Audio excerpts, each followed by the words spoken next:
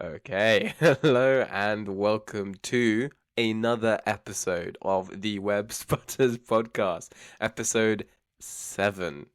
My name is Nathan Thomas, and I am joined by just my lovely co-host Leon.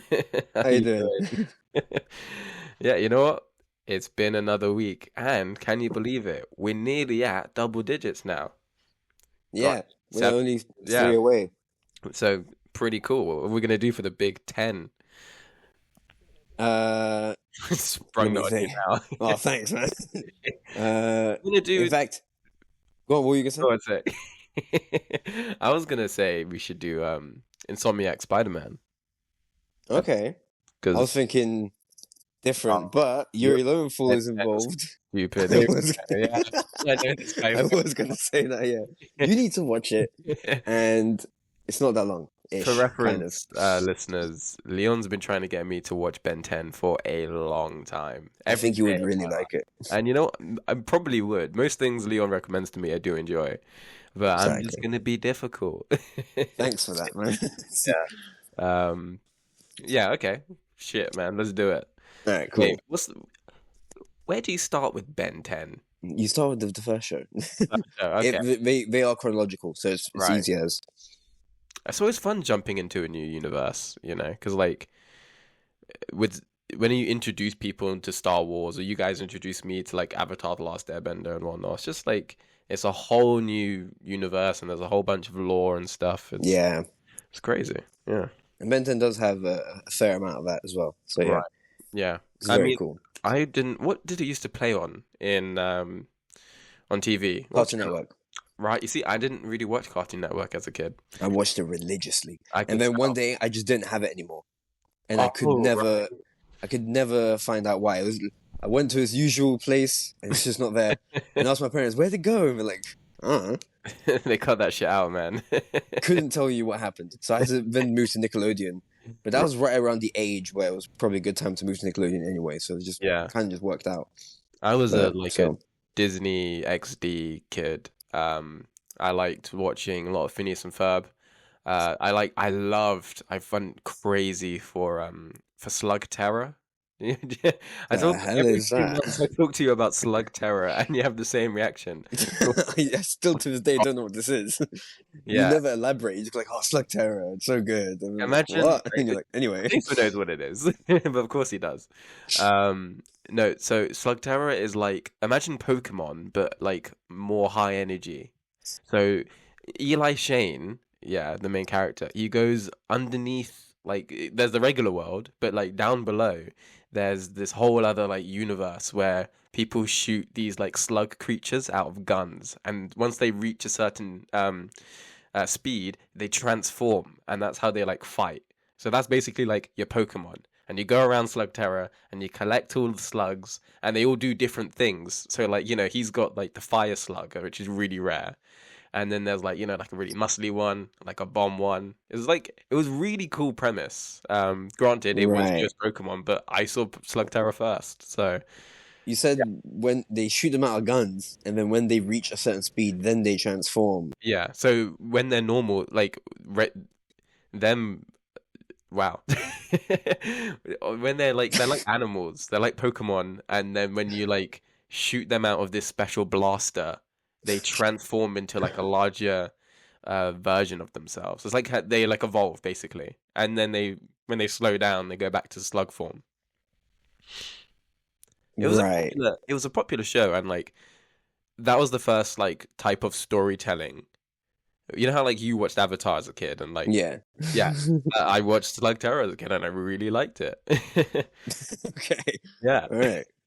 I'm gonna like find some random YouTuber who talked about it. Like Slug Terror was a weird show, right, No, I guys? was gonna make a YouTube video about it because I saw that no one's done like a video essay about it, and I'm like, this is me. This is what I should do. I'm gonna look it up and watch how I find one in Yeah, like 5 seconds. there's full videos, like there's full episodes of Slug Terror up on What YouTube. the hell is this? Oh my god, this Yeah, looks horrific. yeah.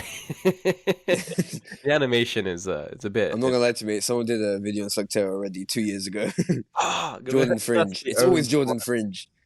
He talks about every cartoon under the sun. one. Has he got a Ben 10 episode? Yes, he does actually. Do you think we could one up it? I hope so. This is the He first did time one on every show. the But web anyway, spiders are shooting shots. come on. Fuck you, Jordan Fringe. But anyway, this week's episode, we're going to be talking about. We're quite light on news, to be honest. We've got a Yeah, few things, and we're going to be talking about Daredevil Born Again episode. What are we on, 4? we are on episode 4. Yes, Yep. yes. And then, Banging episode. if we've got time, we'll slip in some Marvel's Phase 5. We'll see. Yeah, so. I think we probably can this time. Yeah, we don't have We've long. been meaning to as well. I mean, we just spent 5 minutes on Slug Terror Talk, so who knows? Well, maybe not. All right. So what do you got for me? Okay, well, actually, I'm pretty sure the only thing I have relates to. Actually, no, I got. Okay, forget what I was gonna say. We have a God of War TV show Oh, greenlit at Amazon. But 2 seasons have been greenlit already. mm. The only thing is, the showrunner says he tried to play the games, but stopped when he couldn't figure out modern controllers. Quote, "I'm not a gamer. I grew up in the arcade era. I could do that." Okay. So what could have probably been a super faithful show has been halted because of the DualShock 5. Or the DualSense 5, sorry. So That is yeah, why. What's it's your probably going to end up like the Halo show now or some shit. Yeah, no, that really just slid under the radar. Have you played God of War? I've played a bit at a friend's house and Yeah. it is fun, man. Like the controls are amazing. And then when I found out like, oh, the Avengers game has the same mechanics like for Thor as the God of War did or whatever, for the throwing the hammer and shit. I went and played the demo of that. And yeah, it's not the same. Yeah. God of War is in its own league right now. And I need to play those 2 new games, but that's on like a list of games I need to play, and it's not first. I Yeah. got some others in the way that What's have to get above rid of. I have Last of Us above it, Of course. just You so I have can played- then talk to you about it more. Uh, And then above that, I you think did just buy the PS5, so you should definitely get the remake. yeah. I haven't. I need to finish Jedi. Okay, I got Jedi Fallen Order and its sequel, but that's gonna take me forever because I'm just shit at it. And then I've got Last of Us, and then I've got God of War. Okay, yeah. I mean, my flatmate, he loves the God of War series. He thinks Mhm. it's genuinely one of the best. And I've played you know how I have what do I have? PS Plus, I think. Yeah. So I'm able to stream the first one, and I've played like a little bit of it, not a lot, Mm-hmm. but I have never gone. When you say the first one, do you mean like the PS3 version, I think. okay? Cool. Yeah. And yeah, it's an interesting premise and whatnot, but yeah, I just do not know anything about this. Mhm. But in terms of like making a TV show faithfully, I know a lot of people love this game, so they better not fuck it up. Yeah. We'll see. It'd be a big backlash if they mess this up. Yeah. But yeah, speaking of PS Plus, actually, how much do you pay for that? How much do I pay for that? Because Well, I was looking at mine and I was thinking of upgrading because I got the standard version, yeah. and mine doesn't do what yours does. It gives me like discounts on monthly games or whatever. That's it. Yeah. And then I looked at the one right above. I pay like 50 quid a year. Sorry. The next one's like 90 quid or 80 quid right Yeah, away, think and then I- the one after that is like 110 quid. Yeah. To be honest, I think it's around this time of the year as well. Yeah, Which it's coming up. It's not long away. I should cancel. I've got rent to pay. I don't have a full-time job anymore. Yeah, because I was thinking like, oh, I want to play some older games, but I'm like, fucking 90 quid, maybe not, man. It's like I do for someone like me. I think it's worth it because like all of the Lego games you can play, like right Yeah. away. And a bunch of old shit, which is good. And like Miles Morales is a game which I don't own. I just only played through PS Plus, which I have not finished. But yeah, so I don't know. It depends on how much time you spend gaming. Then again, I Well, did sign up for it when I had, I worked full time. Yeah, I don't have that much free time, and even so, I still have games that I've paid for and are in my gallery right now that I haven't And finished. we have So why not. should I open up the floodgates to all these other games that I'm never going to finish as well? Yeah. Um, but yeah, so 'cause I bought like 5 Lego games in the same week or whatever because they were all on the cheapest discounts I've seen of all time, and then I haven't finished any of them.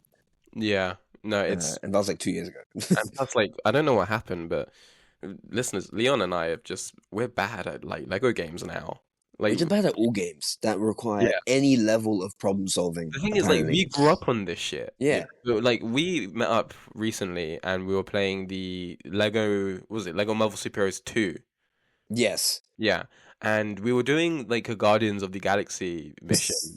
And when I tell you we were stuck for like a solid 15 minutes just running around in circles when they're trying to defeat that like space alien and we just could not figure it out and it was just embarrassing. Yeah, it was so. You know what's the worst part? I didn't even tell you. I went on, I went on a walkthrough.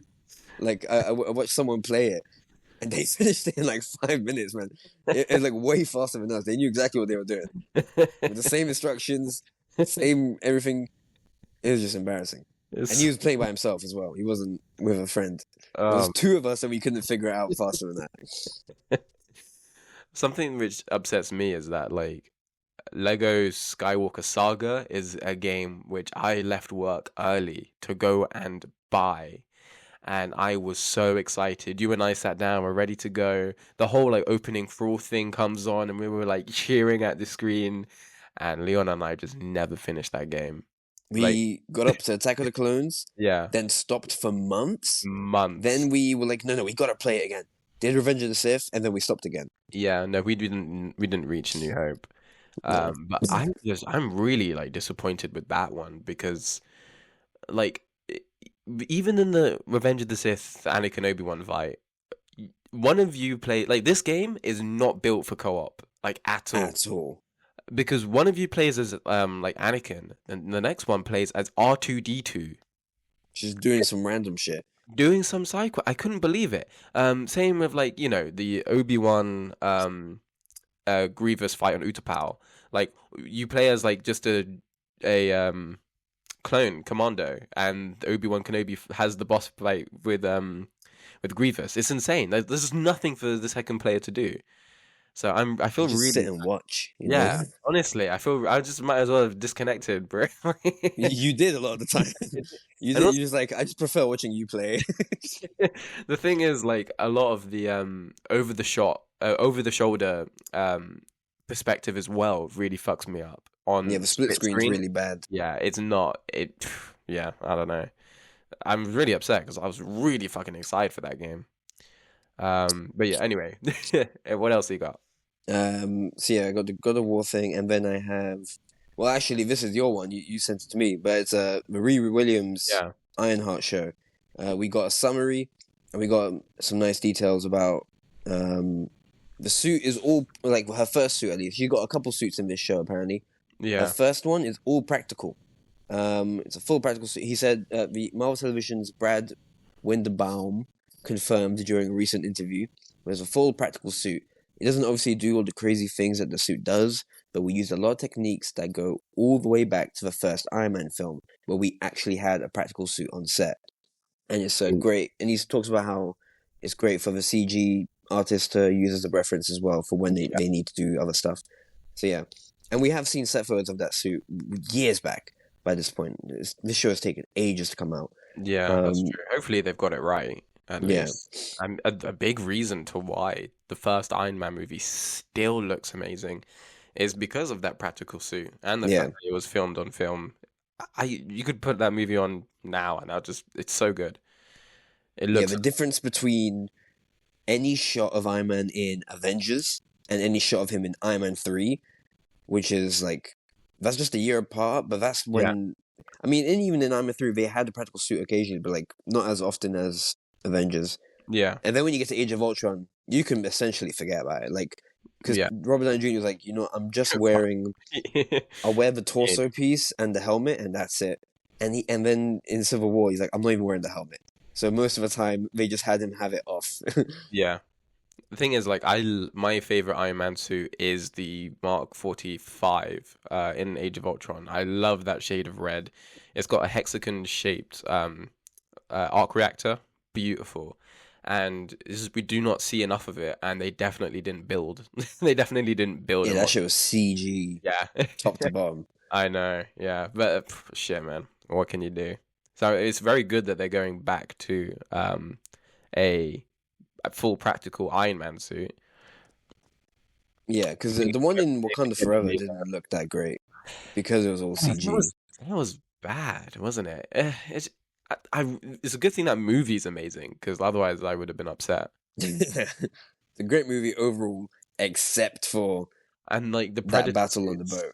yeah, he gave the Doja Malari. It wasn't even just the Doja Malari. It was just Okoye who And had like some other bitch.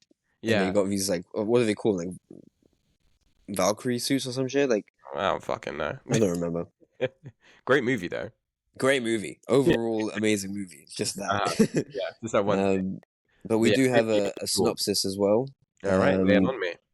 she fought in yeah, she fought in Wakanda, she fought in Namor, she had this great adventure, but the day-to-day struggle is still real. She's Riri Williams. She's going to do what she needs to do to get by for her and her family and everyone else.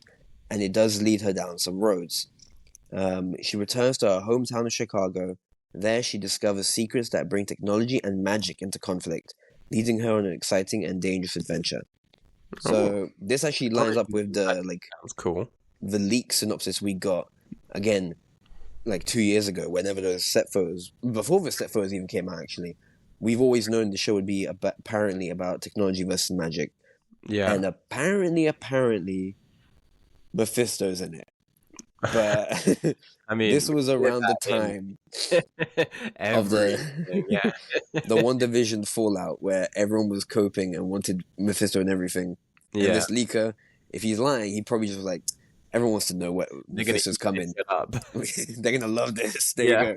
go. And now here we are 2 years later, like Bring over an Magic's in the iPad. show. Yeah. He's probably gonna be there. Yeah. We're never seeing that guy, bro. We're never introducing the devil. No, we ain't seeing him. Cool. Um, well, yeah, I'm looking forward to that. Yeah. We haven't seen the character in a while. My problem with a lot of these Marvel things now is that we have all the cool characters, which I really do enjoy, we have not seen. Like, I cannot wait to see Shang-Chi again. Yeah. Riri Williams. Even I really want to see Shuri's Black Panther again as well. So I'm really hoping for some of that. But Yeah, because I don't know. the whole Phase 4 and 5 era is like everyone gets one project each. Yeah, No one got sequels. No one got multiple appearances. Really, like it's very few and far between. And like when I think of the type of interconnectivity you'd expect, it's like when in Iron Man 1, Nick Fury shows up at the end, and then in Iron Man 2, Nick Fury is there again. Then you see Phil Coulson in Thor, who was also in Iron Man 1 and 2. You see Phil Amazing. Coulson here and there and there. Yeah, You see amazing. him all over the place. You see Tony Stark show up in Incredible Hulk. We didn't get almost any of that in Phase 4 and Yeah, 5. We see a good example of it would be when at the end of the Marvels, um, what's it called? Damn, I forgot her name. I know the actress' name. Iman Vellani's Ms. Marvel. What's her name? Kamala. Kamala. Oh, damn. Kamala Khan. Kamala Khan. She goes and visits Kate Bishop and says, "Yo, join the Young Avengers." And Yeah, it's like, see, that's the like. Why can't we do that more often? Not necessarily to or recruit, but even just like to see other characters. don't need to see like a huge scene, but like think about how like in the Falcon and the Winter Soldier, um, Bucky shows up. yeah, Bucky. Oh, sorry, I thought you meant Captain America 4. No, no, I'm talking about the Falcon and the Yeah, Winter yeah, Soldier. yeah. And he's like, this is a gift from the Wakandans. You can have like a cutaway scene of Shuri just being like designing some crazy costume for Sam in Yeah. that movie. Just her like slunched over a fucking bench, like he's going to love this shit, No, it's like stupid. Yeah, because like we see Valkyrie show up in Love and Thunder for Oh, no, Valkyrie's sorry, in in Marvel. the Yeah, Marvels. Sorry, that's what I meant. completely She was forgot. in the Love and Thunder, but she showed up in the Marvels for a second out of nowhere, and it's like so far the Marvels is the best example of just like Yeah, just little cameos that don't affect the plot really, but at least not in this one. Obviously, the K Bishop one is set up for something, but yeah, it doesn't affect the movie in a negative way or anything. Because And like yeah, even having, do you remember Thor: The Dark World when Loki is like, "Oh, why don't I turn into one of your new friends?" And then he turns yeah, into Captain America wearing the 2012 costume. yeah, Like that's obviously not Cap, but like that gets me excited because it's like, "Oh my God, look, it's him from a movie I know." The last literally. one I saw. And Yeah, everyone wanted Spider-Man to show up in Hawkeye's finale because Spider-Man's he would have been definitely there. to do that with. Yeah, and then he just doesn't show up. But No one knows who he is. he doesn't show up anywhere when he really should be the one popping in and out of every scene, but in every show. But anyway, yeah. So I want. I mean, I wonder if this Ironheart show is going to do any of that. Now that we're talking about it, Yeah. Well, but yeah, hopefully we'll see. Yeah.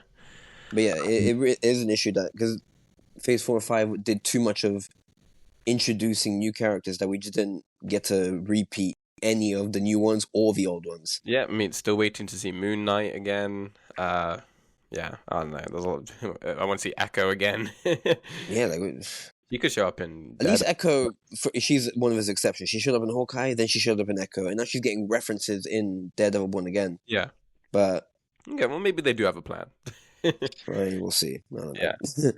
But yeah, Well, I've got some Star Wars news for you. Uh, okay.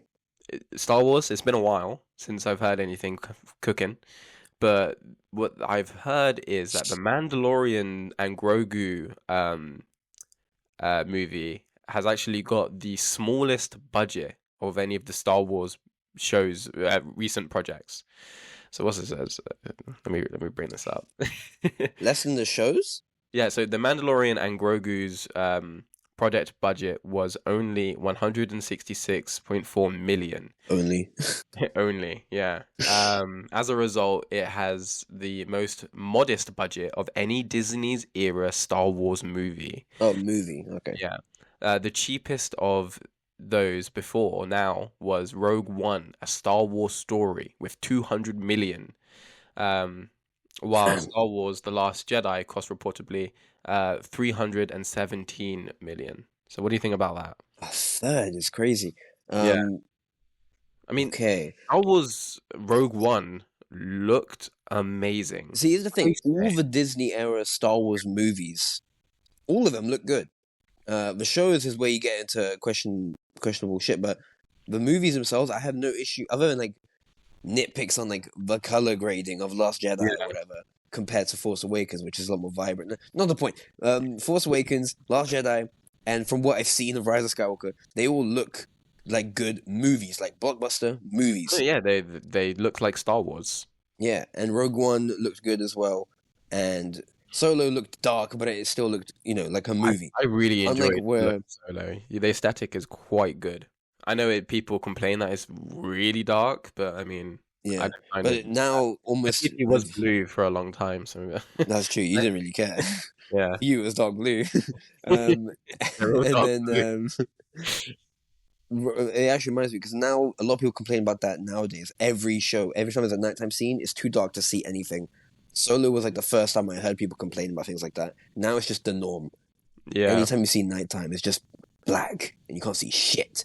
Um, so maybe like Solo is now it just seems like a today movie, but still, they all look like good big budget movies. Unlike a lot of occasional Marvel movies nowadays that you'd be surprised that they had an amount of money put behind them because they were rushed. Whereas Star Wars movies, they always take their time with releases, so they always look better. But then the shows recently have taken the Marvel effect of just pumping out, then not well, looking that something great. that you do need to think about with, especially with Star Wars, is that in terms of the budget, uh, not only is it just like special effects, but costume, set designs, like The amount of practical effects a Star Wars movie does compared it's to most insane. others. Yeah. So if they have a smaller budget, hopefully they could still bring that scale Yeah, to a Mandalorian and Grogu movie. Obviously, Mando's in costume.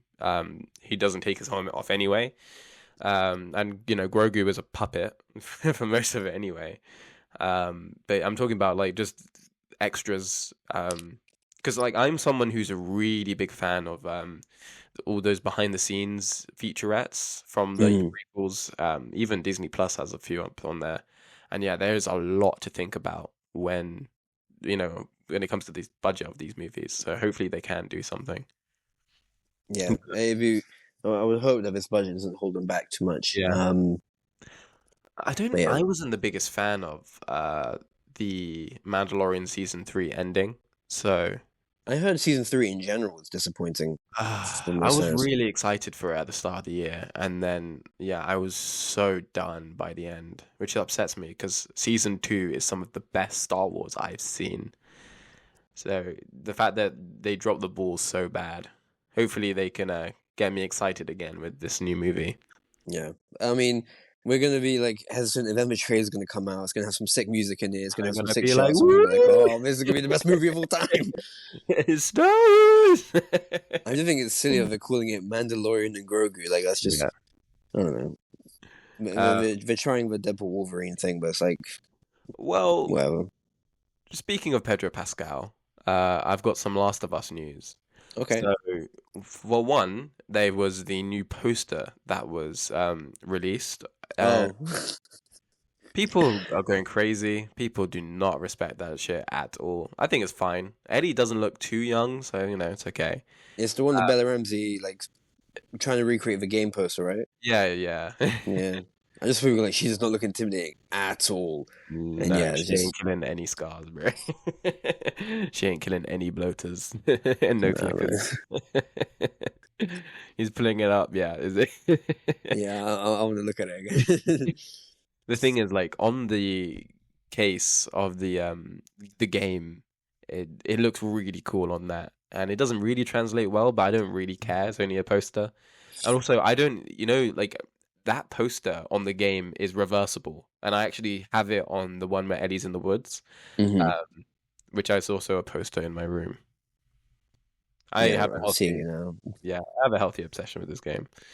But also, what's interesting about Bella Ramsey is that they have recently been diagnosed with autism. They were saying that, yeah, I got some quotes. So, The Last of Us Emmy nominee Bella Ramsey revealed in an interview with British Vogue that they were diagnosed with autism after a crew member on the first season of the HBO drama series said that they were showing signs of autism on set. Ramsey said that it was liberating when they found out the diagnosis. She said they said that I've spoken a bit about neurodivergence before, but I've always, for some reason, didn't want to say what it was. Ramsey said I got diagnosed with autism when I was filming season 1 of The Last of Us.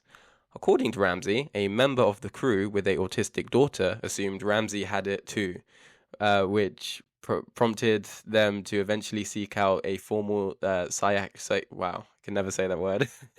Psychiatric, Psychiatrist? thank you. Assessment and diagnosis.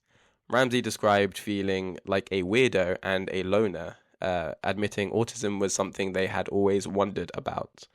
Also, Ramsey also experiences sensory issues common to people on the spectrum and expressed painful hyper-awareness of other people's micro-expressions and body language. So I found that quite interesting. It's quite nice that, they've learned this from, being on set, and it's like Yeah. it seems like a healthy environment to be in anyway, Yeah, Uh, it's probably a good like memory of of working on a show as well now. yeah, I Bonding her feel to like it more. that's pretty good. I mean, it's probably really common as well. So my Yeah, no, favorite show is Love on the Spectrum. I hope this does just mean that people will give her a bit more slack now because people Yeah, people hate on hate her. her. And also, like, they were in Game of Thrones, and they were really, really cool as Lady Mormont. So I think that they're a really good actor. Yeah, Yeah. Oh yeah, have I been saying her? But yeah, them. I yeah. forgot I my think bad, they guys. prefer they them. Yeah, I just forgot. I'm not disrespecting them. Anyway, Yeah, but yeah, because my only issue really is with the look of Ellie. Like, just give, I prefer acting ability and make her look make them look like just the change the character. hairstyle. That's all I need. Because for me, unlike you, I actually have never had a problem with Bella Ramsey's portrayal of Ellie. I think it's worked in the show. I just don't think they look like Ellie, and I think it's a very simple fix. It's simply just change the hairstyle and boom, it doesn't seem like they're trying, you know. They don't Like care. yeah, they don't give a fuck. But it does seem like for this show they're going for the actors. They're being kinder to the actors than the being faithful to the game. So the actress who's playing Abby did not lift any weights, and like that. You see, that upsets me because I just want them to look like their game counterparts. But you know, I guess we'll see when the show comes out. I'm not like getting too upset about it or anything. Hmm. And for the most part, you know, like everyone looks good apart from Ellie. Like Yeah. that's what I think. But that's not me throwing shade at Bella Ramsey at all. Why are you dissing her just because she's autistic, bro? Oh, okay, no. Yeah, easy. Um, so yeah, and the last thing I've got is that the finale of Invincible has been doing insanely well. Apparently, it's got 9.9 out of 10 on IMDb. So Mad. Yeah, yeah, I've just been seeing nothing but good things about it. definitely. And actually, Invincible, like the show did announce all we can know about the next season. And it's just that, let me see, let me pull up here. Invincible will return for season 4, should be sometime in 2026. Hmm. Voice acting is complete, so it's just the animation we're waiting on. There may be a new storyline not in the comic featuring Dark Blood. Thrag Right. has been cast. Invincible has also been cast. Oh well. But yeah, Thrag is apparently a villain upcoming. Another Viltrumite villain to Yeah. expect. I think isn't he like the big bad guy? I don't know. I think he's the big bad guy, and he's the one everyone keeps making memes about getting his hairline like sharp. Meanwhile, Mark is like fighting for his life in Uh-huh. season 3, which I find funny. But yeah, I wonder who they have cast because obviously it's going to be some big celebrity that they're going Yeah. to blow the budget on. But I wonder who. I wonder which actor they've gotten to play with Thrag.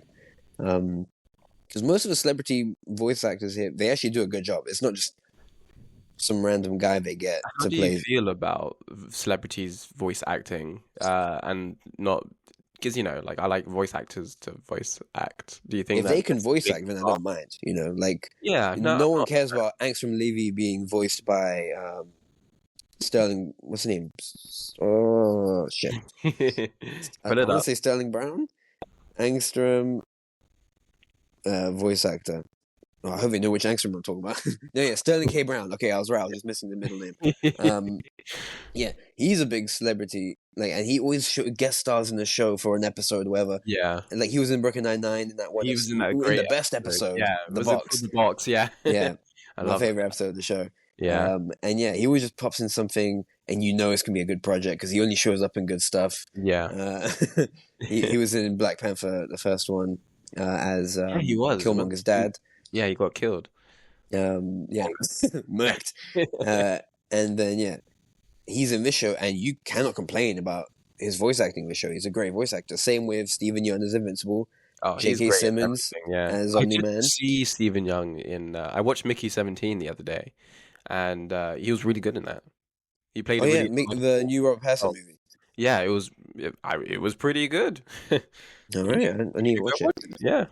And then you got like, I forgot his name, but you know his name. The guy who played Conquest, Oh, Jeffrey D. Morgan. Jeffrey D. Morgan. Yeah, no one's complaining about these guys because they did a good job. It's not Yeah, like it's not like the Mario movie and Chris Pratt, it's who me. did a serviceable job. But like, why did we not just get the original Mario guy or another voice actor who could do a good Mario voice or whatever, Yeah. and so on. Thing Yeah, is, you do need big names to attach to projects. at this Obviously, point, Invincible Invincible's has big got its enough. legs. Yeah, it's got its legs. Yeah, But yeah, it's an interesting topic. So yeah, that's all the news I've got. yeah. No, all I've got left is Daredevil, but obviously that relates to the episode we're talking about, so Well, we we could might as well. get right into it then. We can get right into it. Let me pull up my notes, Just pulling it up. and here we go. All right, episode 4.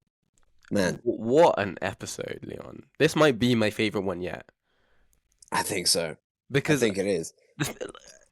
what I'm liking about this show so Every much, episode's been better than the last so far. I yeah, think. like I was skeptical that Matt wasn't going to be in the suit for that much, but like Hmm. I'm telling you, that is not something which is going through my mind when I'm watching these episodes because I am enjoying his character so much, just as Matt Murdock alone. It's insane. And I'm not gonna lie, I'm really enjoying Wilson Fisk as well. Everyone like is it's I'm just feel like I'm watching good TV and Yeah. I am eating it all up. And we're on an interesting like path for both these characters. More interesting for Wilson. Like for Matt, it's just don't be Daredevil, don't be Daredevil. But for Wilson, it's like I'm trying to be, I'm trying to do right by the sea in the most good way possible, and take and not be Kingpin. All my urges suppress him, but just like Matt, it's in there, and Yeah, he wants to do all the things he wants to do, just like Matt wants to be Daredevil. exactly. I'm telling you, their characters are just it's beautiful. They are mirroring each other, and Yeah, it is that so final scene yeah. perfectly Oh my shows that as god, well. it But is we'll get to the final scene when we get to. yeah. Let's start at the Well, beginning. yeah, you've got some notes up. So yeah, we meet Angela Ayala, which is Hector Ayala's niece. Angela is not the name of the white tiger we typically get, so she's Isn't it not. Ava usually, or I'm pretty sure it's Ava Ayala, yeah? yeah. Because that's what Um, I wrote here. because yeah, She like in the definitely Ultimate gets that. Universe and in the 616 universe, her relation to Hector is different. Yeah, I think in one version she's a daughter, and the other one she's his niece or sister or some shit. I don't know. But so far we haven't met a character named Ava Ayala. We still have the sister, who I guess could be her, but she doesn't look like they cast her with the intention of being a superhero. oh no, Um, they've signed this cut up to a 10 picture deal. I know it. the Fact. kid maybe, yeah. Yeah, But we'll see. Plus, they do put a lot of emphasis on the amulet when they're like and then it, bagging the costume. yeah. Oh, So I what's do think interesting? that amulet's coming back. Yeah, what's interesting about that scene is that Matt continues to just completely um not listen to what anyone's saying because he's talking to the police officer. He's like, "Oh, so no shell casings, huh?" And then boom, he's just listening to the girl walking through the corridor, and like he turns his whole head and everything. Just like, Doesn't give a dude, fuck, man. I'm talking to you. Like, yeah, no, Yeah, whatever. I'm listening. I can hear the footsteps too, bro. It's an Yeah, open corridor. he wasn't even that far. Like if you and me are talking and then someone's walking in, I can still listen to you and listen to his footsteps at the same time. You know, I don't need to like Yeah.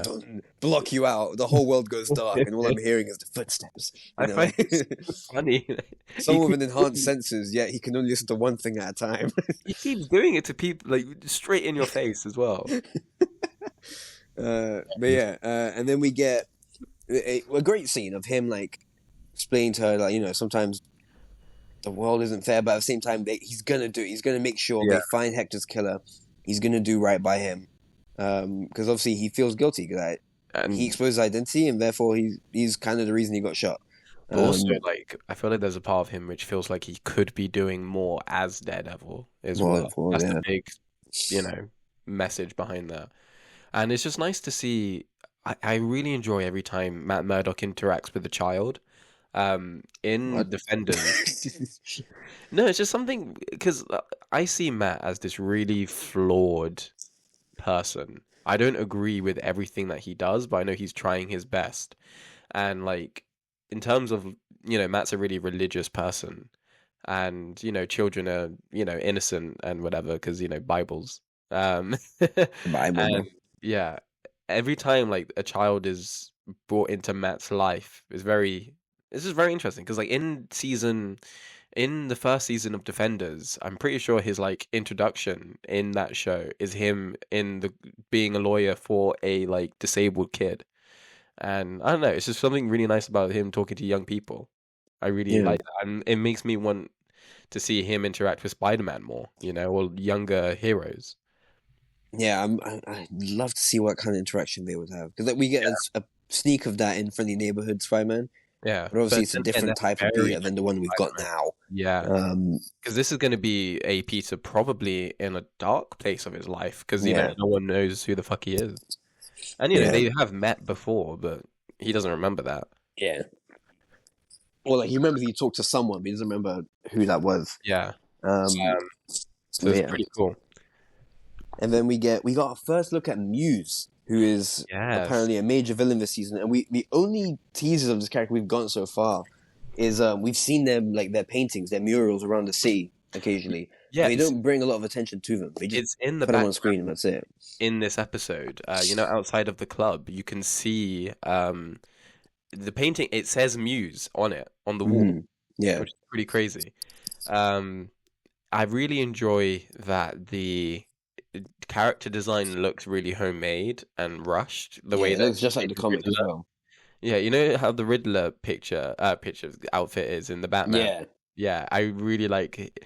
It's just like quite unnerving knowing that like someone could probably make that. Like I could probably make that if I wanted to. It looks real, yeah. Like that's something you could see on social media, like, yo, watch out, this guy, real Yeah. criminal on the loose or whatever. Well, something that I wrote down as well is that I'm really enjoying how New York is being depicted in this series. A lot of the establishing shots of the show are filmed from street level. And Yeah, there's always lots of like working class people and like it's bustling. I'm really enjoying it. Makes me feel like this is a real place. And I'm not sure if this is just because like Matt's not being Daredevil at the moment. He's just being Matt. So it feels very grounded and like we're seeing real people, it looks like, And having like this Muse character have a costume which looks like he actually did make it. It just makes me feel like this whole situation is really I don't know, it just feels grounded. It's just great. it gives me that season 1 vibe because obviously Matt was still wearing the cloth, like the black costume, out in his pajamas, fighting people with a scarf on his head, like. But yeah, like I do miss that a lot because obviously Matt, he's obviously not been wearing it right now, but the suit we saw in episode 1, it's this armor type thing, and it's like it was proper professional. Like obviously Matt didn't make that. Obviously he didn't. It's not said that he made it. It's not something that we can't believe, but it is interesting. That's just the kind of thing he has in his house, which I find funny. He has that kind of like armor down there, just hidden. It's just like in this Netflix show, it's just in a box. This is in his regular house. It's funny. But yeah, then we get I forget the guy's name, but the assistant to Kingpin, Daniel. the dude, Daniel. Okay, so Daniel, he's out clubbing with BB. I didn't realize they were a show like that. And he tells her about Kingpin's like recycling plan, which unfortunately bites him in the ass much later in the episode, where it's leaked before Kingpin gets any approvals from any. We get this whole scene where he's like, okay, so I want to make this recycling plan. He's like, well, first you got to talk to the council. And they're like, okay, let's do that. No, but first you got to do this thing. He's like, okay, but let's do that one. No, but then first you got to do this. Like, that's the first thing we can do. Yeah, okay, but let's do it then. He's like, okay, but don't tell anyone you're gonna do this, otherwise it jeopardizes it. Like, okay, next hour, boom, newspaper goes up. Oh, the Kingpin is promising a recycling plan, but we're seeing no signs of it. And it's like, oh my days. I like that scene opens with him just straight monologuing. He's like, New York City is the best city in the entire fucking planet. But we need some recycling. And I know just the thing. But yeah, I like that that's his plan though. Like that he wants to recycle. This is actually help out. Like, I'm actually really enjoying like Wilson Fisk as a character. I've always just seen him as a villain, but this is the first time I'm just seeing him as a guy. Yeah, and got the frustrations we all do. Like it's just like, what do you mean I can't just do what I want as mayor? I gotta go through this red tape bullshit. Yeah, I just want to be mayor, man. Just let me mayor things. Something which I really, really like is that before I never read the episode descriptions before I click on an episode. Right. When for whatever reason, this time I did, and it said that Matt Murdock and Wilson Fisk's darker halves fight to be unleashed. Yeah, no.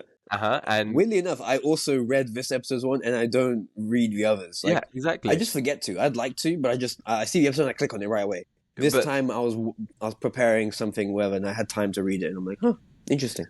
Well, it cuts to a scene where a bunch of children are singing to Wilson Fisk, and I thought that this was gonna be the scene where his darker half is gonna be unleashed. And I was like, I really wanted it to happen, but it didn't. He just beats up all these Yeah. kids. Oh man. It's like when Yeah. the desk drawer.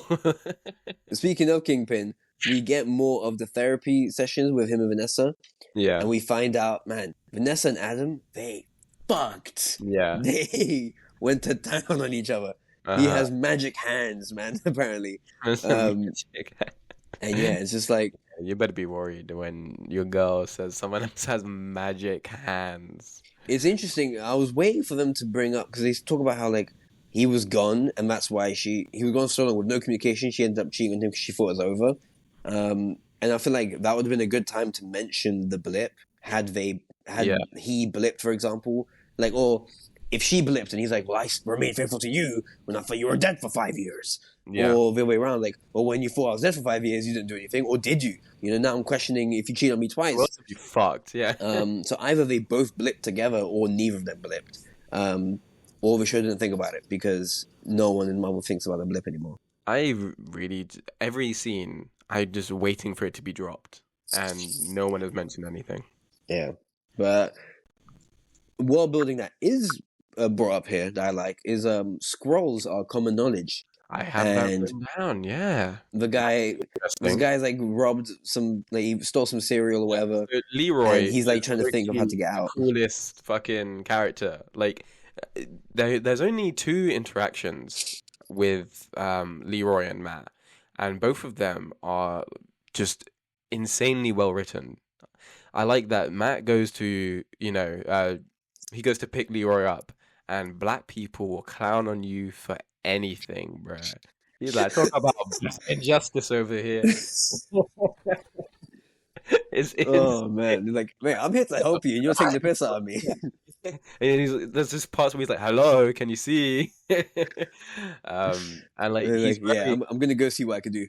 See, See? you can't see. can't see shit. But then also, Matt really can't see because, like, dude, Leroy is actually having like a really tough time. I'm not defending this guy, but there's you think he's just a really hostile guy, but he actually just needs help, and the system is wrong, and Matt like accepts that and he acknowledges that. The police that pick him up eat the fucking Karma, what was it, like sweets or whatever, that he stole. I like that Matt goes to rizz up a baddie as well. Yeah. Like, He comes in first and that he's like, lady. I'm sure you look amazing today. You know? Yeah. And then you're like, He knows um, you could hear that heartbeat beating Yeah. fast. And Like, he's loving it. what do you want? Oh, I'm looking for Mr. Right. And you're like, are you Mr. Right? Like, I could be if you give me a Okay, short give sentence, me if you give me some- probation. Give me some of that sweet probation. Yeah. Meanwhile, he's got a whole girlfriend this entire time. Dude. He's got a roster. It's insane. He's doing what he's Also, got to do, like, man. another thing that I did realize is that last week's episode, I said how Matt doesn't care about his secret identity. But what I did realize in this episode is that I forgot he's not being Daredevil anymore. For the past like Yeah. 7 years, he He doesn't doesn't have really anything care to anymore. protect. Well, he doesn't have anything to protect. So, because he says how he can like smell the fucking waffle that she ate this morning. Yeah. She's like, How did you know? what? Yeah. But also he can say that it doesn't really matter. Doesn't raise Uh, suspicion as much anymore. Yeah, exactly. So that's quite cool. And yeah, Matt goes in and he starts talking about all this type of stuff that Matt Murdock would talk about, and he actually gets like a shorter sentence or whatever. Somehow Crazy. does it. It gets it down from 30 days to 10 days. 10 days because she wants him, bro. And then he goes back and talks to Leroy, and then like Leroy says how, they shortened his allowance and they'd rather lock him up than feed him. And he needs Yeah. help, bro. He's hungry. Insane. I really enjoyed that interaction because Matt also starts out of being hostile. He's like, dude, I worked a fucking miracle, okay? So You think should you be happy that you're You getting should- 10 days. me, yeah. And then he sits down and listens, and that's something that Matt Murdock would do. Yeah. I mean, he's So got the great. enhanced hearing. You'd hope he would. Yeah. Or maybe, in fact, Leroy's lucky no one Right. was walking past Yeah. that exact moment for him to go, like, wait, Leroy, shut the fuck up. I can hear someone coming. uh, but yeah, I love that he like tried blaming it on the scroll. He's like, can I say it was a scroll? I was like, no. No. Like, not that that isn't a good defense, but it's just Matt doesn't want to help him out. Like, he's like, no, you did it. I'm not going to lie for you and say it was a scroll. You have Yeah. no evidence it was a scroll anyway. But in this world, that is something you could say. If you could if you could prove there's a scroll Yeah. living in the neighborhood, then you're free of any crime, essentially. Like, no, it was him.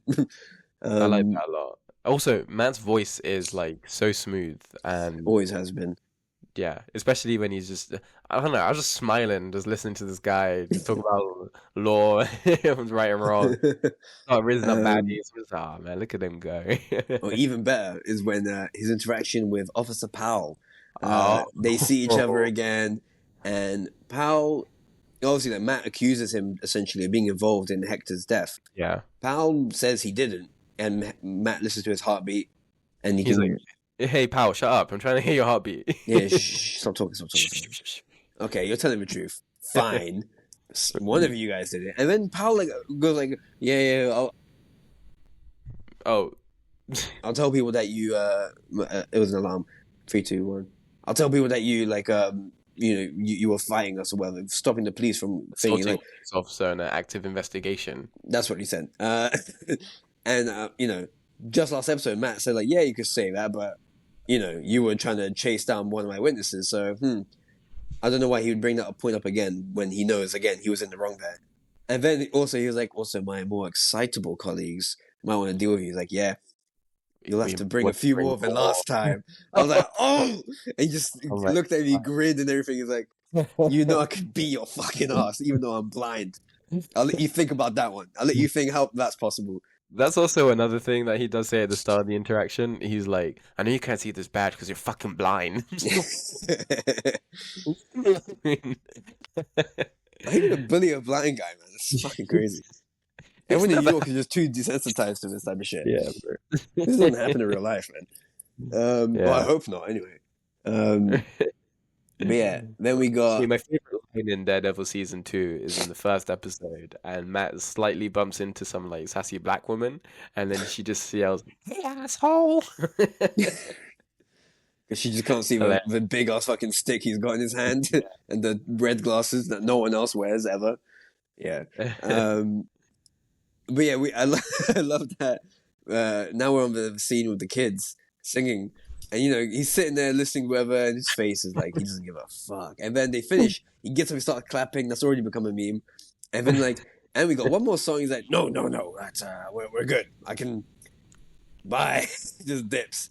He's not trying to hear all that, right? He's trying to hear more of this bullshit. What's interesting is that those two, Leroy telling his story and then the singing kids are right next to each other scene-wise. And I feel like it's a real juxtaposition, It goes from like, I'm like, oh man, I'm really sad for this Leroy guy, and then it's the funniest fucking scene next. In the entire show so far. I quite like.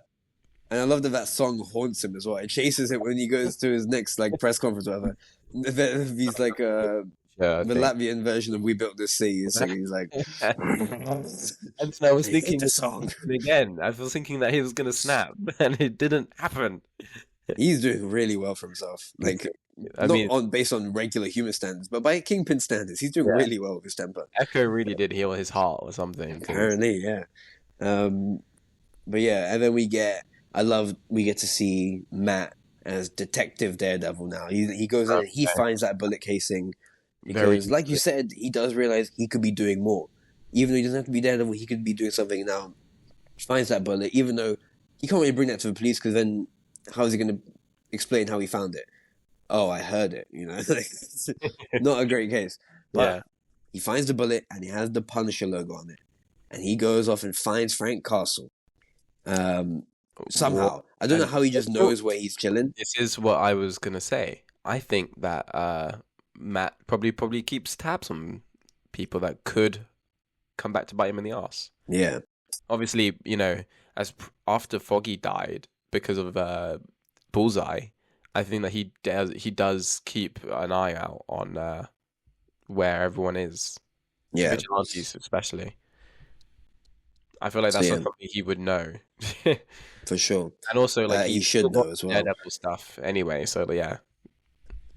But yeah, we get an amazing scene between them. I love that Um, uh Joe John Bernthal, I think his name is. He just goes straight into. He always plays the same fucking guy. You didn't watch The Walking Dead season 2, but he's just every line of dialogue is like, "Let me tell you something, yeah, Rick." he always. I've seen those montages of him Yeah. every show he's in. He says, "Let me tell you something." You know, Yeah, yeah. he's in the bear, and he says it there as well. Oh my So god, he loves it. I bet it's not in the script. I bet that's just him. yeah, he just ad libs it in Yeah. every time. So But yeah, he walks in great there. They conversation. know who each other are very easily, and yeah, it's great. I love that he doesn't fuck with him like at all. He makes Matt cry. Like it's insane. Yeah, Oh man. He's my- like, yeah, you got a dead friend, and it's your fault. Your And friend's dead because of you. And Matt's like, I know, you're right. and then he says like Matt says that Poindexter got life, and the way he put like he Oh, screamed man. that line, I was just like, oh my god, I kind of want Foggy to stay dead because for what it's done for Matt and like where he's at now, I feel like if he's revealed to be alive, it's gonna really upset me because like I really enjoy this development. Yeah. Also, originally, I thought, because obviously we know episode 1 was a reshoot, but episode 2 and 3 established that Foggy's dead anyway. So imagine hearing that off screen, you know? Or like maybe episode 2 like implies it. Episode 3 makes it a bit more clear because he talks with his girlfriend about it. Yeah. And, you know, Well, but it's still like very vague. You can just kind of tell he's dead somehow. This episode makes it explicit that he died because of bullseye and everything. yeah. And the way it was written, it made me think this was the original way we were gonna find out that Foggy had died and how. Okay, right. But then, yeah, and I was really proud of this. I wrote this down and everything. I'm like, damn, this would be a really interesting way to see how he died. I'm just seeing it. I don't know which one I prefer. But then, this is where my news comes in. I have discovered that. Let me pull it up. Fair enough. Okay, so John Bernthal reveals that he actually walked away from starring in the original version of Daredevil Born Again after not liking the character's direction. Quote, I didn't see the version of Frank. What they wanted from Frank didn't really make sense to me and I thought would not appeal to the fans. So I'm wrong then, because then this scene is not in the original version. This is part of the reshoots. But still, it was written in a way that made it seem like if you cut episode 1, Yeah. if you skip episode 1, you watch 2, 3, and 4, then you get a satisfying way of finding out, like, maybe you'd be a bit pissed that you didn't see it on screen, but this would be a good scene to see, like, damn, Foggy's dead. Well, something which I did find in watching this episode, seeing Matt walk around the courthouse and risen up the baddies, like Foggy should be here and like be witnessing this because this is exactly what Foggy wanted for Matt's life.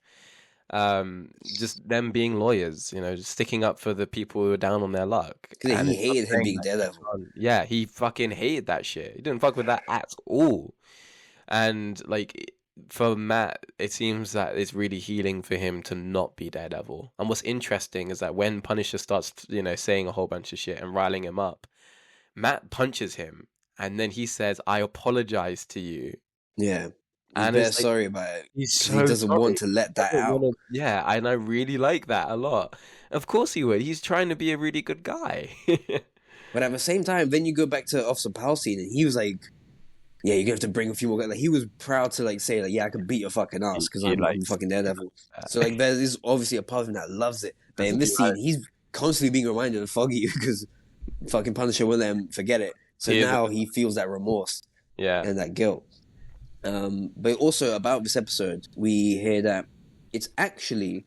So, Punisher returning for Daredevil Born Again was first filmed for a later episode and was moved up to this one. Okay. So, episode 4 was directed by Jeffrey Nachmanoff, but this scene was done by David Boyd.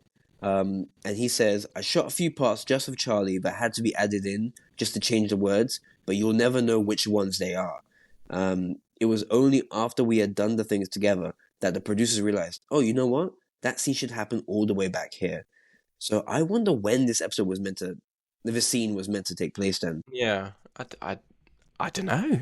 It's quite interesting. Maybe I when the wonder if whole we thing will be comes able to out. tell by the Yeah, end. yeah. But yeah, interesting stuff. So yeah, so this episode in general then is one of the reshoot ones. Unlike I said 2 and 3, which are the originals. But yeah, it's really hard to tell because again, I thought this would have definitely been an original version episode. So I'm glad I can't tell. Other than episode 1, which is obvious, but these next I'm ones, it's hard to tell. yeah. I mean, I'm really loving everything that they've been showing us so far. It's been. I feel like I'm just watching the best thing ever. I know it's not done yet, but I think that this is definitely in the same standard as the Netflix stuff as well. Good, yeah.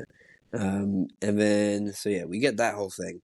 Oh, Gracie, okay. and I love that like More. Frank talks about like his son and how we can hear him telling him to go ahead and do things, whereas Matt. All we hear is fucking this guy talk about his dead kids. Like, move on. But it's interesting that Frank says like, yeah, I hear my kids telling me to go kill everyone, because he's crazy, and he assumes Matt probably hears the same thing. He hears Foggy tell him go out, be dead, or whatever. But He's knowing hearing Foggy, opposite. that is not what he would have been saying. And Matt never corrects him, so maybe Matt's convinced himself that's what he's telling him, but he's living his life the way Foggy would have wanted. To be And he's honest, doing a really good job of it. yeah. So it's interesting that Frank obviously has this perception that like, no, everyone's like me. Everyone who's suffered loss experiences it the same way I do, and whatnot. But then Matt never corrects him, and he also he says Foggy's an amazing person. He's not like you and me. Matt always puts himself on the same level as Punisher, except for the killing thing. When it comes to being a good person, he doesn't believe he's a good person. Which is insane because, I mean, this guy will do anything to be a good person. Yeah. But for him, I guess in his mind, it's like, because I'm always trying, it's not real. Whereas with Foggy, he just was. Yeah. Oh, He just damn. was good. Look at Leon spitting bars on this podcast, bro. Man, what can I say? What can I say? Look at this guy. But yeah, then the show, the episode kind of ends here, but we get one last amazing scene. Yes. Or two, really, but we get Kingpin walking down his stairs with Aura. There's this brilliant light behind him. Light, yeah, I love Matt's that. going down into his basement. And Matt went Kingpin, well, he's going down the stairs. To me, it was a basement. Kingpin has his painting in his one. Oh, and Matt and it's still got the blood on still the got the blood on painting it. from season 3. I was so fucking hyped. And Matt has his Daredevil helmets and costumes and his gear all in this locked away room. Kingpin, he's eating again. Typical. The guy's always eating. But then we find out that Adam is locked in his fucking dungeon. Which in the therapy session, they both say unanimously, I don't know where he went. I don't know where. But yeah, he knew. He knows exactly where he is. And he lied so casually that I believed him in the original scene. Like, exactly, because I thought Adam just ditched. He's trying to do a good thing. He's worried about Wilson killing him with the door. Yeah. And here we are. He's locked in the dungeon. Like, let me out. It's like He's even calling him Mr. Fisk as well. Yeah, just sitting there munching. He's like, forgiveness is the first step to love. And then we get that voice does a number on me. And then Matt is out here training with his batons and stuff, like billy clubs, for the first time in years. Apparently, it's been 4 years since Foggy's death or whatever. Yeah. No, sorry. Wait, it's been a year since his death. It's been 4 years since the season 3. But yeah, it's a year without being Daredevil, and yeah, he still got it, obviously. But we see this exact scene. Stars as well on Matt's chest. Yeah. The Netflix show. Yeah, the what's the name? Nobu. Yeah. I said Nomu. That's the thing from My Hero Academia. My bad. Nomu. You should actually watch My Hero Academia. It's a good show you'd like. Anyway. But yeah, this is obviously Matt going in to his deepest level and finding the Daredevil again. And Wilson Fisk going down, and you see that the Kingpin still in him. The painting's there. He's got someone locked away. He's just starving in there. He's eating. Of course, food's at his core too, and yeah, their inner demons are out here trying to get out, but they keep him hidden. And I think, wait, do we have the names of all the episodes, right? We do. Because I remember we talked about that. Yeah. Daredevil Born Again episode titles. All right, we're pulling it up. Because I wonder if the next episode is the one where we made the prediction of them killing someone. Okay, so we got Heaven's Half Hour, With Interest, The Hollow of His Hand, Straight to Hell. Okay, no. I think we predicted Straight to Hell would be. Yeah, with the name like Straight Oh to wait, Hell. no. These are not. These are in no particular order. What the fuck? This is useless to me then. Because because Six Semper Systema is this one, That's the fourth one. episode In 4. this list, it's the fifth one. Do I not have them? Do we not know them in order? That'd be really useless. We only reported. Okay, no, yeah, we don't know them. Okay, so Okay, so if the next one is called Straight to Hell, then yeah, that's the episode we predicted would be where they both kill someone or let they in the demons out. Oh, I'm dying here. Oh my god. Yeah. And if There's also an episode called Excessive Force, so it could be that one. Oh right, okay. But I think we said Straight to Hell would be the one. We said Straight to Hell. And if we get the prediction wrong, Leon is going to do something crazy. He is going to do What? He's going to do 10 shots live on the podcast. Oh no. You don't want that. You don't want that. Oh man, I better be right. I better be right. It's like Daredevil, yeah. Right. So that was Daredevil talk. Have you got anything else? No, that's it. Other than the last shot of the show is of the episode is Muse draining blood from someone. Yeah, that's pretty Insane cool. shot. Yeah, I like. But yeah, that's it. So yeah, great episode. Better than episode 3, which was better than episode 2, which was a lot better than episode 1. But yeah, we're on a good path with the show so far. Yeah, very much so. It's my favorite of the Disney Plus shows so far. I don't know. And I liked WandaVision and Falcon and Soldier. It's interesting. People online are saying like, "Oh, this is boring." You know, like, why is Matt taking so long to be Daredevil? I'm like, you guys would not have survived the original version of the show. That's why they put episode 1 in there, because they knew like, damn, it's taking too long to be Daredevil. Let's put in episode 1 where he wears the suit. The thing is, like, I find that Daredevil, the Netflix show, is very, very, very not slow. It builds tension very well, but it's not. Matt's not doing ninja shit every episode. It's so grounded to the fact that there's episodes of Daredevil where Matt is either recovering the entire time because he's been stabbed, or like he's just not in some of them. There's episodes of Daredevil where Matt Murdock is not in it. So people just need to relax. I remember when I think the show season 1 had either just finished or something. Because obviously I was on YouTube watching, like, I was into Marvel, like, YouTube a lot. So I knew of Daredevil. I think I saw the new Rockstar episodes, breaking down the finale where he gets the red suit finally. And I'm like, I should watch the show. So this would be around 2015. And I watched the first 3 episodes maybe, or 2 episodes. And it was just too slow for me, for my brain back then. I just couldn't keep up. I'm like, what? We were in year 7 or year 8 at the time. Yeah, and then I was like, oh my days, like these episodes are like almost an hour long. I can't do all this, brother. This is long. So I just stopped watching. But now obviously I've binged not the whole thing. I binged season 1 and 2, and then, but yeah, I can see how it was a problem back then because I was so young. But now, how can you watch the original show, like it, and then say this one is slow? Yeah, no, it's really bullshit. And also, what I don't like about the Netflix show is that they so effortlessly bleed into the next one. It doesn't feel like I'm watching an episode of TV. It just feels like I'm watching a crazy long narrative, and I really hate that. Whereas in this Daredevil show, it feels like every single episode is its own storyline.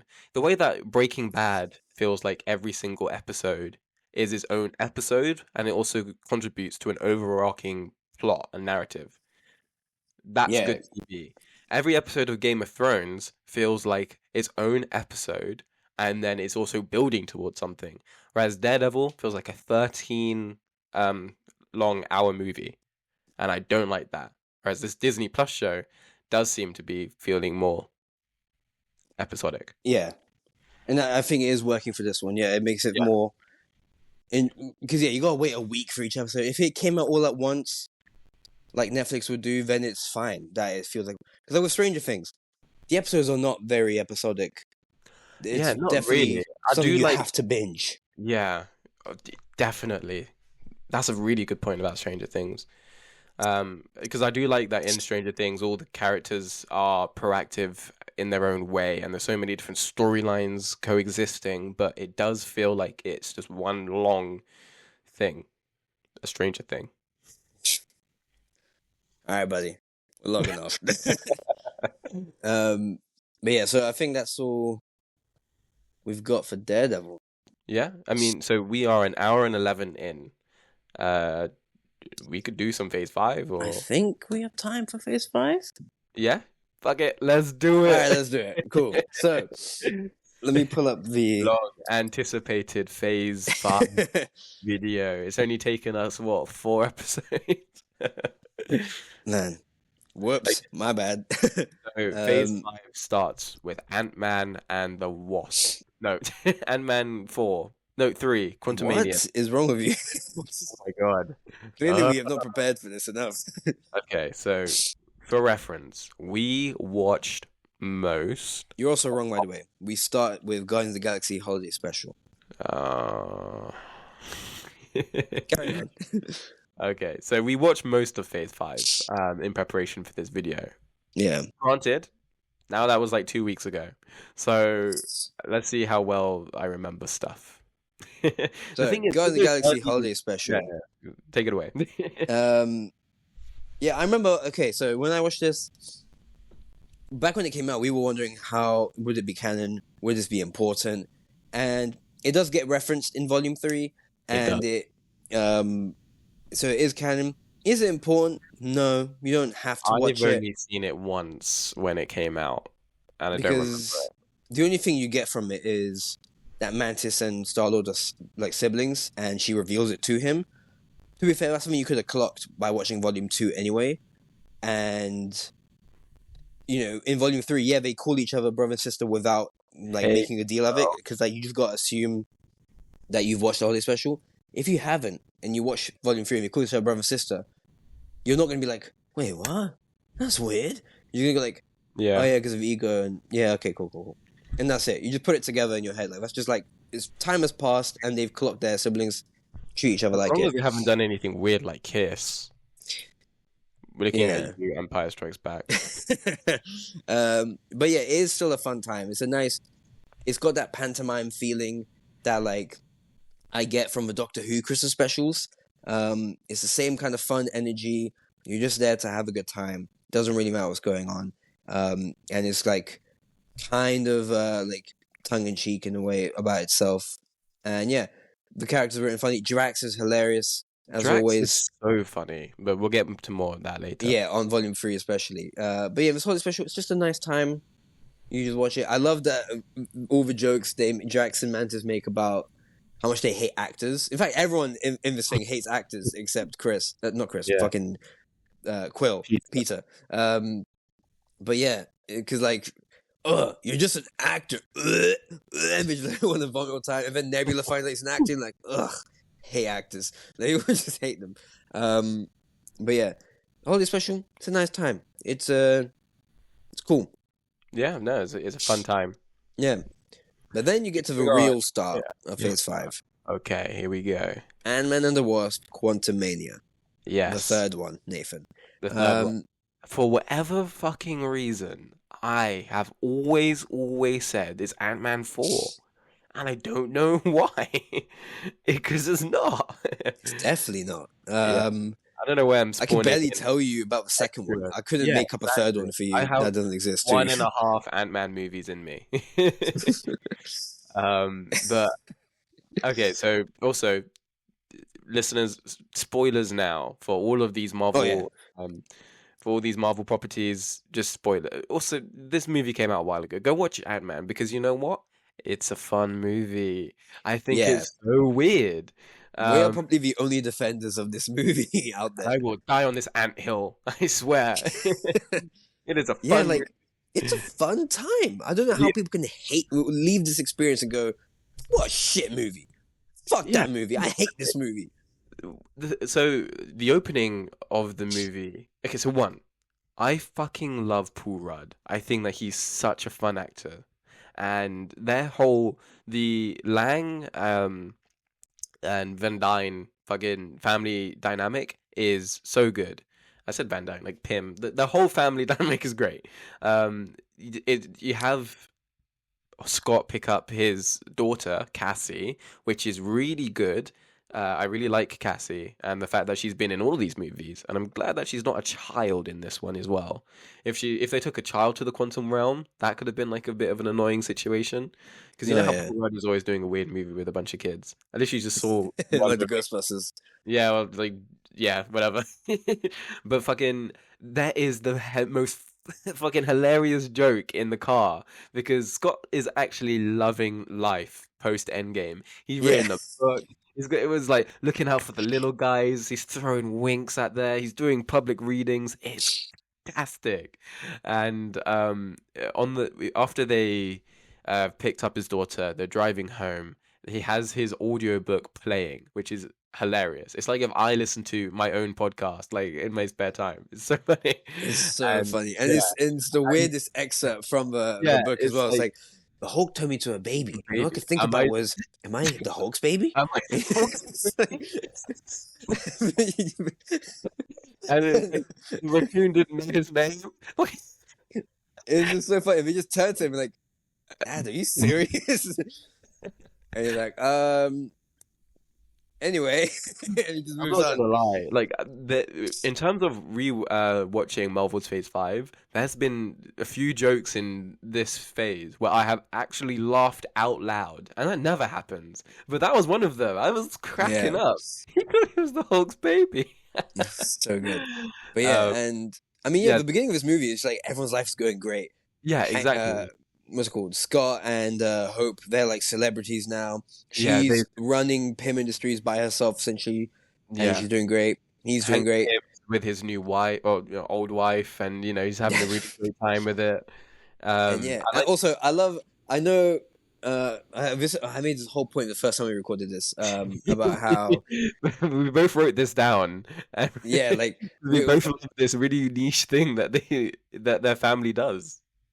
we just love that like Hank Pym is he just they went all in on the whole like he loves ants thing. He just has a weird like Hank autistic obsession with loves ants, ants, and which it's like, autism oh, fine.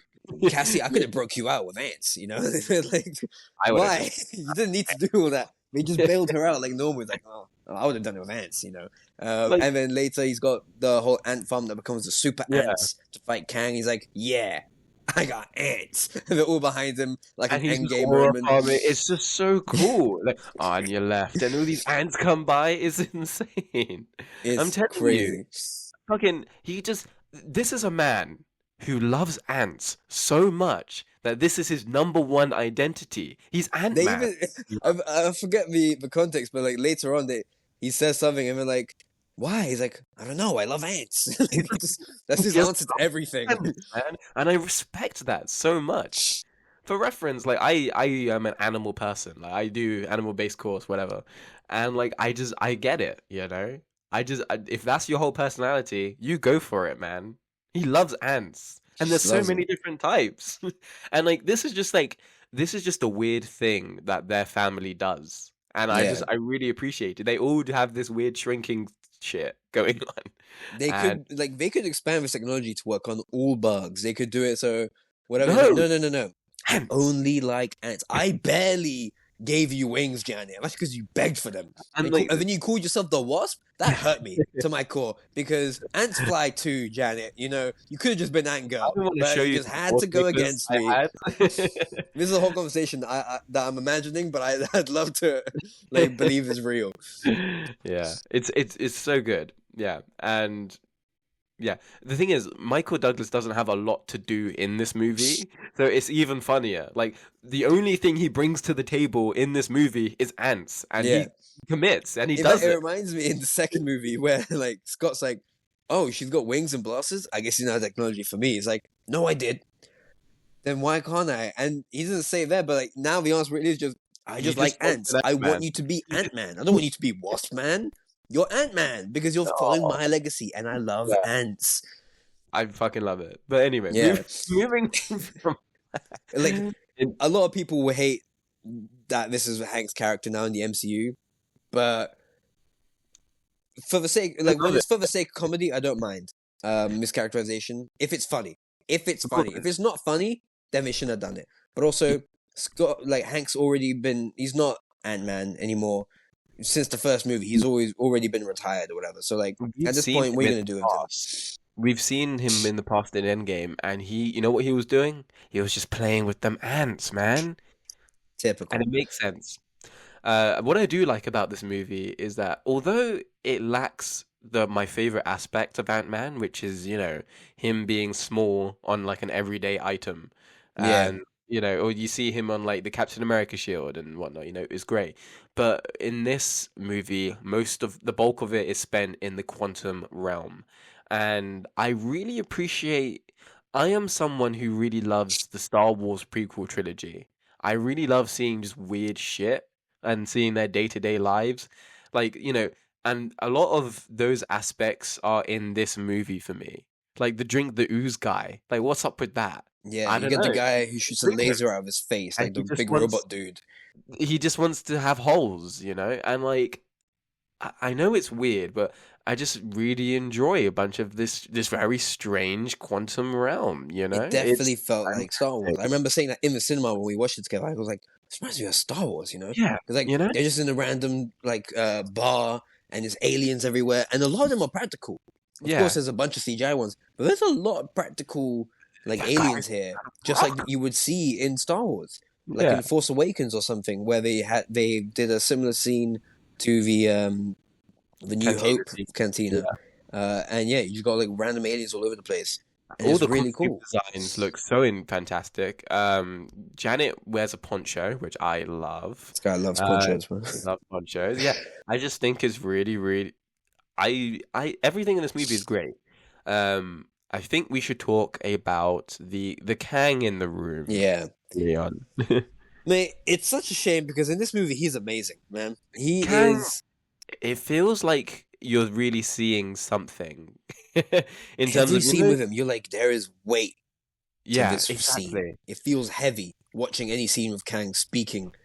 And like you feel a lot of like history behind his voice. You Yeah, feel like that's he's gone exactly through it. shit. The way he looks at every character, the look in his It's eyes, the the flashback tone in his scenes with voice. him and Janet are really impactful, and it does make you feel like you believe in this guy. You believe that he's something important, and he's Yeah. got this really intense spaceship, and then you see him in the modern day, and you understand that this guy is a real threat. Yeah. Jumping towards the end of the movie, I really enjoy the like ambiguous note that it leaves us on, in that Scott's like, "Well, we did kill him, right? We did But win." he also said if he's not there, something worse will come. Did I just doom us all? Like, yeah, Yeah, it's which fucked obviously now they're not gonna go down that route. And because Kang's Leon gone. said, yeah, but Leon had a really funny idea of like, because they're going with maybe this Fantastic Four route, cosmic route, whatever. Reed's like, yeah, no, we dealt with all the Kangs, and then it cuts to Ant-Man just like wiping his brow, like, we did Yeah, it. he's like, oh, thank God you guys beat Yeah. Kang. You know, I was getting worried about that, and everyone's turning to him Oh, like, yeah. "We talking like, We killed all of them. I fought Kang," and they're like, "Right." Anyway, he's like, "No, I swear it happened." Like, okay, Scott, tell us about it on your next We had a like punch up book in or the whatever. quantum realm. You're like, well, I am writing a book about it. It was pretty traumatic, you know. I need to vent it out. Like, all right, man, just I don't know. If we just ignore him, and then like, I mean, I do really wish actually that Kang was still the villain coming up because then in like the Kang Dynasty movie, you could get Kang doing things that Scott recognizes. Like, oh yeah, I remember that he did that on me. And they're like, Scott, we don't believe you. All right, like, you didn't fight Kang. He's like, no, I swear, he's got this like blue face thing and everything. Like, well, this one doesn't. He's like, well, he's I don't know, he's different. He'll pull it out. You got a blue face, right, Kang? He's like, no. He's like, oh, okay, well, I would feel like that'd be really funny. But now he's gone, Yeah, so that's a yeah. shame. Well, Um, all of his scenes were really impactful for me. yeah. I think that the whole world building was quite well done. I like, weirdly enough, I like the MODOK thing.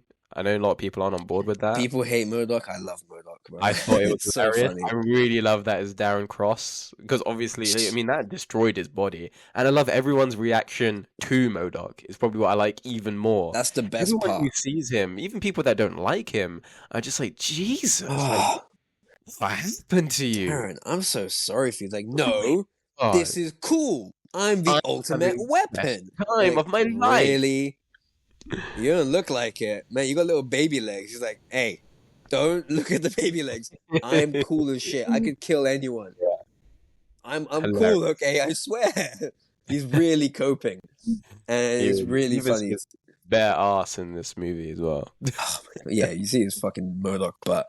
Yeah, But yeah, we find out Janet has like slept around like without Hank there. Not slept around, but she slept with Bill Murray's character. And she's like, I yeah, had no, she's been needs, around you the know? block. I And really he's like like, I went on a few dates myself, but I mean, they weren't ants. you know, when she's like, they weren't you, honey. So, but yeah, and he just dedicated himself to ants. It really is, Oh. as soon as his wife left, he was like, all I have left is these ants. And now she's back, but he can't recover from it. It's too late. He's already made himself the Ant-Man. You know, Yeah. he can't go back.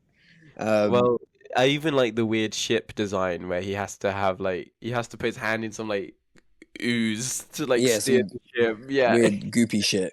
yeah, And he figures it out though. he did. Um, Well, he's a really smart guy. yeah, we get Yeah, I that don't know. scene where like Scott meets like all these like makes these duplicates of himself, whatever, and Right. then they actually team up to get him to save Cassie, whatever, and they make an ant hill, and it's like Love Ant Man is now the ants that he uses, because obviously you don't get a lot of ant play in this movie. I like that Um, one of Ant them play is is not the way I should have said that, but until the end, of course, where Hank comes in with his Yeah. army of ants. Until then, you don't get Hank messing around with ants anymore because there's no ants to be found here, which is another charm of the first two movies that you don't That's get true. here much. I do like that one of the Paul Rudds is just the like IHOP guy. He's Oh just yeah, the bacon. Dairy Dairy Dairy Queen or Queen, whatever. Dairy Queen. Yeah, Um, that's it. Yeah, I like that. It's just one. It's just one of them in Yeah. there. I was looking around to see does anyone else wearing anything different, maybe wearing an older Ant-Man suit. No, they're all on the new one, which by the way sucks. I hate the new Ant-Man suit Yeah, and the I new Wasp really- suit. Well, it's not. I don't hate the Ant-Man one so much, but I think my favorite version of the suit was the Endgame one. I do like where it was a proper physical suit which you had to pick up or steal from a house. You know. Mm. But I don't know. It doesn't because I'm enjoying the movie. It doesn't upset me too much. I don't hate it, but it could be better. I hate it. It looks like shit. Wasp's one has great colors. I love how vibrant yellow is because in the second movie, it was this ugly, weird, fucking like gray brown, fucking color. Like the fuck Yeah. was that? Who was thinking? Who was cooking that up? But yeah, in this one the colors are great, but then the design Like sucks. the colors of an actual wasp, gray and brown, of course. Yeah, well, classic, right? Yeah, it just looked ugly. But in this one, now it just looks ugly for a different reason. Yeah. But yeah, So- Cassie has a purple version. Her suit also looks ugly, and I the don't purple like doesn't do much that for it. I mean, it sometimes- makes it look unique at least. Yeah, I'm not the biggest fan of them when I think they're both in Giant Man state, but they just both have their helmets off, and I find that to be quite strange. I don't know. I Yeah. think that Ant-Man does have a lot of powerful moments. I do like the bit where he's a giant man and he's walking towards the city and he's screaming out like, "Kang, we had a deal." It's really, Yeah. really cool. He fucking murks Kang as well. He like picks him up and slams him against the building. Insane. Yeah. And their punch up as well. So good. I Interestingly enough, really- there is like a plot point that was cut from the movie, which we maybe see in the so. trailers. In the trailers, we get dialogue of Kang and Scott talking about how if he does what he asks him to do, he will give him the time that he lost back Yes, with yeah, Cassie. I remember Those now. 5 years, he can give them back to him. and you kind of get a hint of that in the actual movie because Scott is trying to like shrink the thing down for him, and he's like, "I'm doing this for Cassie. I'm going back to Cassie." And it's like, well, you haven't really lost. Like but you just saw her a second ago. It's weird. Like the stakes feel bigger than they actually are because they've cut out this plot point, and this whole like we had a deal. Give me Cassie back because I won those 5 years of her. Is the real thing here. It's just like, oh, you're just holding her hostage. It's a bit different, but I wonder what the original version of the movie would look like, and I wonder why they cut it as well because that's a much more interesting motivation for Scott than And especially what we it got. feels built up as well because we know how much Scott loves his daughter. Yeah, So and the film ends with the note about like, oh, he's making up for lost time by celebrating her birthday when it's not her birthday because he missed a few birthdays. Again, his whole point about missing time with Cassie, but then that plot point is cut from the middle. It's a bit weird. yeah, no, that's interesting. But Yeah. yeah, I think we should. You got anything else to say about Ant-Man? Other than movie may not be the best movie of all time, but it's a fun movie. It's a funny I think movie. it's a solid one to start out with. Weird that Kang's in an Ant-Man movie, but yeah. Yeah, and I can understand the point that people were like, okay, well now Kang's whole threat is undermined because he lost in the Ant-Man movie. No, I Um, don't think so. Because like Thanos was behind a lot of goofy shit before he showed up in Infinity War for the first time True, properly. but you didn't see him like fight and lose No, in but also he was Guardians. giving their hands to Ant-Man. No, yeah, with no powers or anything. Like Like he's when his still a suit was threat. destroyed, he beat Scott's ass. It had him Yeah, bloody and everything. It looked just like it it made me was feel like a Spider-Man 1 fight Spider-Man with Green 1. Yeah. Goblin. He was I don't need to wrecking win. his face. You just don't need to lose or whatever. That's not what he said. That's exactly what he said. He said that. uh, Come on, but yeah. what is it? Well, he said like, I don't need to Yeah, win. I just need you to lose. yeah, that's what he You said. said you don't need to lose. How does that make sense? Yep. But anyway, And yeah, they brought her and it's great. Jonathan yeah, Majors, an amazing performance. It's a shame that he's apparently, I don't know, assaulted his girlfriend or some shit. I don't remember that whole he trial like thing. strangled a woman. I don't know. I don't think Weird. I think like he broke her finger trying to get his phone back from her, and then but like in the okay, it was the whole thing. I don't want to get into it without like going back and actually paying like reading up on it again. But from what I remember, the footage, she's chasing him, but Yeah, because he hurt It- her in I'm his pretty self defense sure or whatever. he recently publicly, or it was leaked or something about him even admitting to like some sort of crime. I don't know. God knows. We are not. We are not. Interestingly enough, Michael B. Jordan said he wants to do another Creed movie with Jonathan Majors. Yeah, no, I heard that. So I guess he thinks he's innocent. I don't know. Is he the Hulk's baby? I don't know. We'll find out. Well, But yeah, for the what's movie, next? it's a fun time. I I would give give it. it maybe. I give it a Modoc out of 10. You know, Give it ants.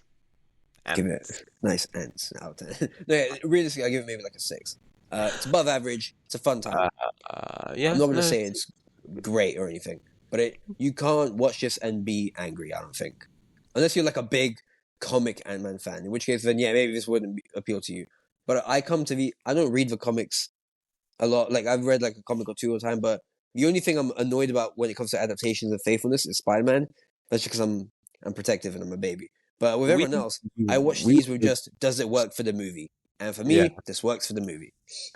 In high school, that was my peak, one of my peaks for reading comics and absorbing data Hmm. content.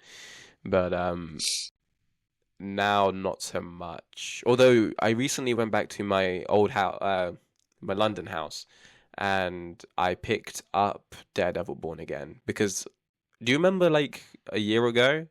Or it was when I was working full time. I was going and buying the physical copies of some of the best like just comic book runs out there. So I've got like Born Again, shit, Man Without Fear. I think I've got another one. That I've one. got like yeah, a bunch of classic like Craven's Last Hunt. I read. Do you remember this? I was reading a bunch of them. I kept telling Yeah, you yeah. about it. Yeah, I've got a bunch of like the good Spider-Man ones. Life Story, We've got 2 Fantastic Four, copies Life of Life Story. Story now. I do, yeah. So, yeah, I'm gonna read Born Again again. It's funny, I Again. do not remember that comic at all. I'm flicking through it, and I remember reading it at work, but yeah. Anyway, weird side note. Yeah. Yeah, I haven't read any Ant-Man stuff Yeah. ever. I actually we had one in high school. We had one Ant-Man book in high Yeah. school. Well, you and I, we both. Do you remember they had a bunch of the classic run of Spider-Man in Yeah, we high got school? the John Romita senior But- era shit in Yeah, there. And which yeah, I I read. read. A lot. Yeah, I read the one especially where like they introduced Venom. There's one Yeah. with the Punisher. Yeah, I went back and read a lot of those back then, but to tell you I remember them now would be lying. I remember reading Um, them. But I don't remember like what I felt when I was reading them and all that. yeah. Shit. I don't know. I just needed friends. So next on the list. Next up is Guardians of the Galaxy Volume 3. Although Oh my unfortunately, God. I think we just ran out of time. I've actually got to go. Oh, okay. Cool. So- So join us next week. Yeah. And we'll continue. We could do a whole episode on. Yeah, we'll just do this again. Yeah, we'll see. We talked about Holiday Special and Quantumania here. Yeah. We'll talk about Volume 3 and Secret Invasion and the Marvels next time. We'll see what Yeah. this is. And- Plus, it gives yeah, us more definitely. time to catch up on everything else, to be honest. True. So, it's actually perfect. We talked about the projects we definitely watched, and now we can make up for lost time Cool. for next week. But Yeah, no, it's good. It was a short episode anyway. Yeah. So, you know what? You got anything else to add? No, that's all I got. Cool. Leon's got to go to work, so we're gotta gonna go wrap work. this bad boy up. Daddy's Yeah. got to go to work. Oh, we need to finish our Fast and Furious marathon. Yeah. Side note, it was before I was moving to uni. I was like, Leon, we need to watch a franchise before I leave, as Yeah. we live really close to each other. So we watched Fast and Furious 1, great. Fast and Furious 2, same plot. Drop it, Kerr. Don't want to talk about it. And And then we just both didn't want to watch Tokyo Drift. we couldn't be and- asked. And then it's been 2 years. Here we are. Whoops. Yeah. Anyway, we'll at some point we'll watch them all for the podcast, When- and we can talk yeah. about them. Before the new one comes out, we'll go and watch them. When's all. that coming out again? This year? I don't Oh know. shit! Is it even this year? Might be this year. Oh, I guess we got Mission Impossible before Fantastic. We should watch Mission Impossible first. Fast and Anyway, Furious. yeah. Anyway. Regardless, next All right. week, the next episode of Daredevil, episode 5, and any news that we may get, and also continuing the Phase 5 talk. This was just Awesome. part 1. Hopefully, we I'm get more gonna- done for part 2. Take us away. So, if you have enjoyed this episode, please rate us a 5 stars out of 5. We have also got a YouTube, so please subscribe. Yep, send us any reviews. If you want to get in contact with the show, you can contact us at webs_sputters on Instagram. Leon is pen_isn't.